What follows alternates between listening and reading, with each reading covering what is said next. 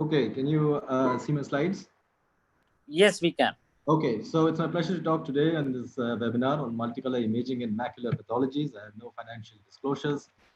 So the principles to begin with, well, the conventional fundus cameras, the entire retina is exposed to a bright flash of white light, which is essentially broad spectrum. Now, unfortunately, scattered light is also captured, and this results in a blurry image, unfortunately. The pupil diameter is a major limiting factor.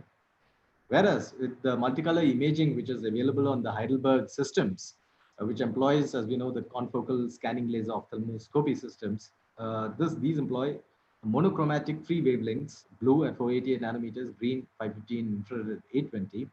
Now, the advantages of confocal technology can be accrued. Basically, it captures reflected light through a pinhole. Therefore, the image is less affected by reflected light or light from outside the focal plane. And therefore, the small pupil is less of an issue here. Resultant, you get a high quality, very high contrast image. Now, the high contrast is the play word here. As you can see, there's simultaneous scanning with all these three wavelengths. Infrared is great for showing up deep tissue pathology because of its longer wavelength. Green, more superficial intraretinal pathology, and blue channel for superficial technology because of the smallest wavelength. So as I mentioned, blue reflectance is great for looking at inner retinal, vitreoretinal interface pathology like ILM folds, epiretinal membranes, and these RNFL defects.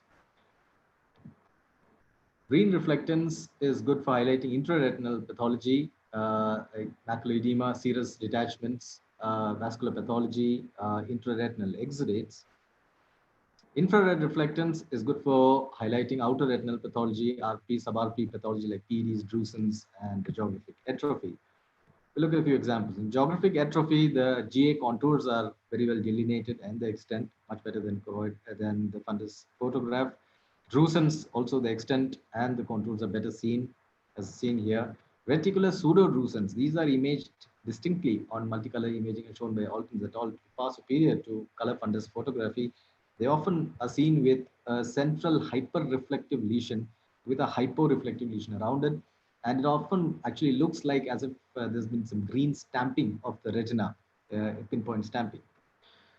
Now, the Belfast-Nicholas study work done by Dr. Usha Chakrabarty and their group, they looked at comparing the sensitivity of multicolor imaging to color fundus photography for all the different lesions of AMD, and they found that almost uniformly, multicolor imaging had superior sensitivity to color fundus photography, especially for fibrosis and atrophy.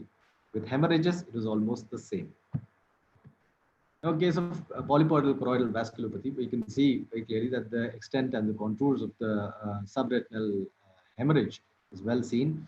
But I'd like to direct your attention to the hemorrhagic PD, which is darkish reddish green in color, suggesting kind of solid hemorrhagic content. Now, you see post PDT, subretinal hemorrhage goes, and you can see well-defined PD. But note also that the color has transitioned from that dark reddish green to a lightish green hue, suggesting perhaps that that hemorrhagic content has become a serosanguinous one. And post PDT 6 months, you can see that then the PD is completely resolved and there is restoration of the retinal hue. In diabetic macular edema, serous retinal elevations and the edematous retina on the multicolor image shows up the retinal hue is now green. Now with progressive and sequential anti-VEGF therapy, as the macular detachment and the edema resolves, you can see a slow return of the reddish retinal hue and the lightening reduction of the greenish hue as we go progressively to the point where it's almost flat and you have a return to the retinal hue. Now, this is, I think, is one of the places where MCI finds real value in advanced case of proliferative diabetic retinopathy, which is going in for a vitrectomy. As you can see here, there's thick preretinal hemorrhage in red. But very interestingly, you see the fibrosed green hyaloid showing up very vividly and far better than the fundus photograph. Note also that there are vascular components which can be seen here and here, and areas of less vascularity or avascularity which can be seen. We can also find areas very clearly of hyaloidal openings.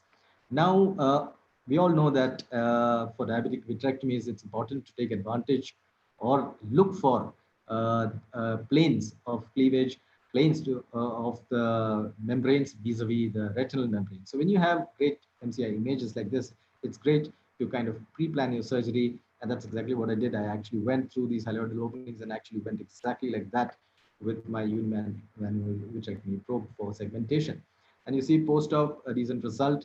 But what's interesting, why I put this image specifically, is to show you that imaging is possible through silicone oil, even on post-op day 1. Epiretinal membranes also, as you can see here, the extent and contour is well seen. You can see the retinal striations, and especially which is those that are secondary to combined hematomas of retina, retinal pigment epithelium. You see the classic signature on the green channel, but you also see a telltale footprint on the infrared channel, which is something I often see in ERMs. The CSR also, there's better delineation of the subretinal fluid. Pigments are also seen well. You can see that the SRF extent is well delineated on the green channel, but you can also see that the volume, the impact of the volume of the SRF on the photoreceptors and the RP is seen subjectively here on the infrared image. So post-treatment, there's of course resolution, and you can see that the fluid is gone on the green channel, and you can also see that there is a homogeneous image seen once the fluid goes away on the infrared image.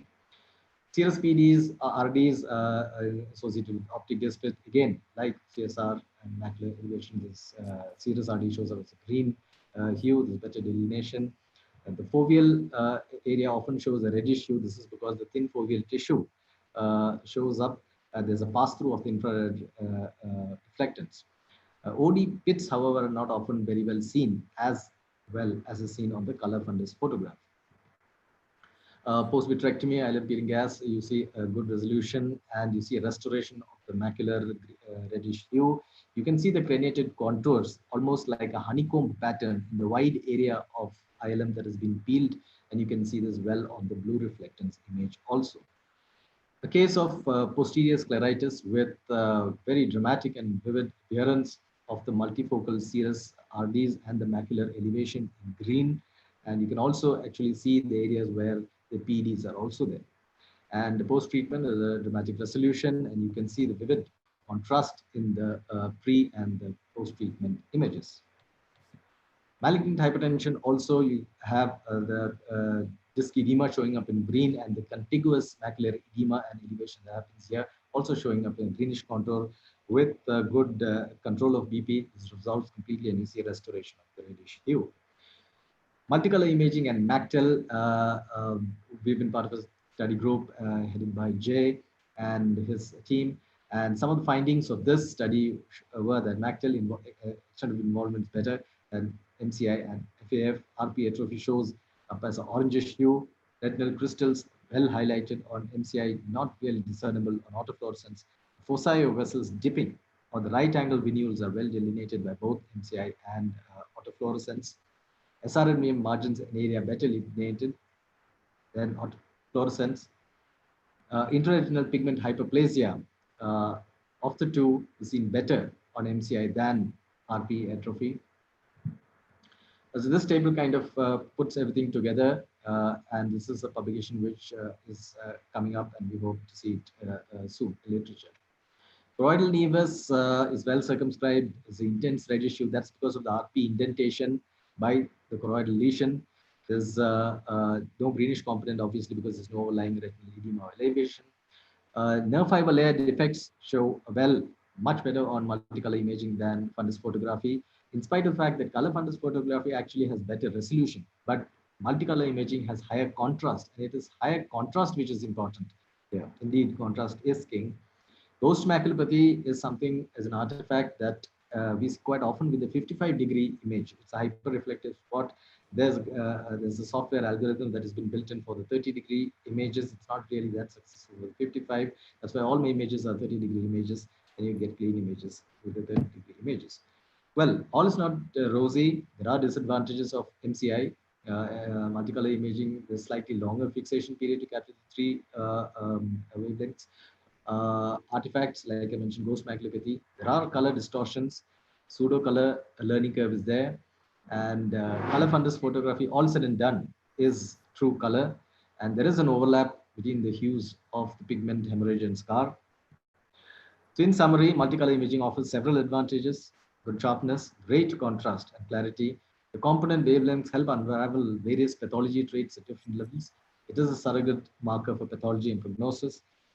Additionally, it's part of a great combined platform of all these imaging devices. It's part of this multimodal imaging device. Because of that, it's very time efficient.